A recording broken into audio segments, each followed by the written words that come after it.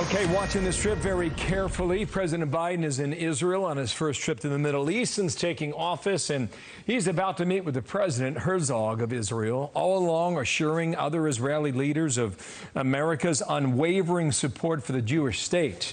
Republican Senator Tom Cotton of Arkansas agrees with that. Senator, good morning to you.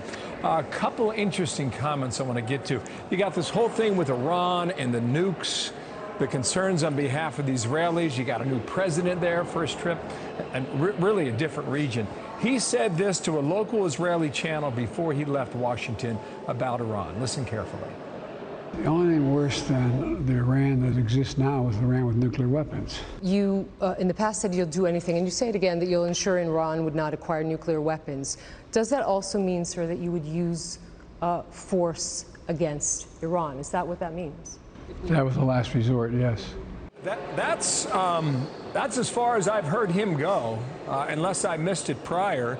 If it was the last resort talking about force against Iran, what do you think of that, Senator?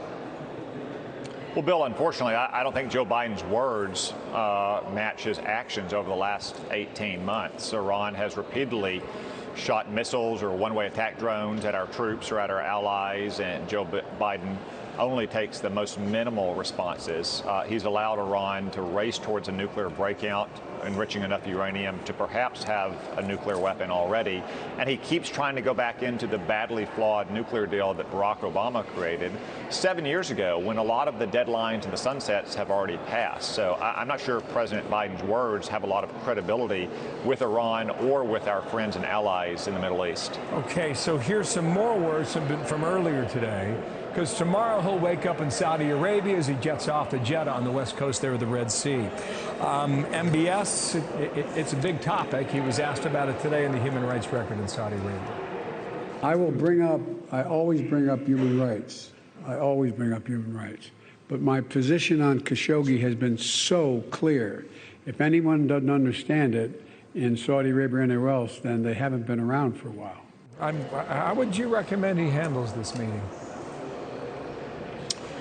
Saudi Arabia has been a friend and a partner of the United States for 80 years. Joe Biden should stop condemning and trying to ostracize their de facto leader, Mohammed bin Salman, and work with them to bring down the price of oil here for Americans' families here at home, and to confront our enemies like Iran.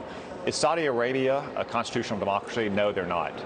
But, Bill, it's a dangerous world. It's not a church picnic. We have to take our friends where we can. Their record is no worse, certainly, than Iran, which strings up dissidents from cranes, or the thousands of people who are dying at the hands of a Chinese genocide. Yet so many democratic interests are getting rich off of China, and for that matter, Joe Biden's son got rich off of China. So Joe Biden should work with Saudi Arabia and the Crown Prince of Saudi Arabia to help advance our shared interests, as presidents of both parties have been able to do for 80 years. I guess he's going to ask them to drill for more oil. I don't know what's wrong with Pennsylvania or northeastern Ohio, but you're going to ask this out of Saudi Arabia. I don't know yet if they're going to agree to that. Do you? Bill, I don't even know if Saudi Arabia and the United Arab Emirates and some of our other partners in the Middle East have that much spare capacity. But you make a very good point. Whether it is friend or foe, we should be producing as much of our own oil and gas in America as we can. It was very, very pathetic when Joe Biden went hat in hand to Venezuela and Iran a couple months ago as gas prices spiked, asking them to produce more oil, rather than going to North Dakota or Texas or Arkansas or Louisiana and asking us to produce more oil.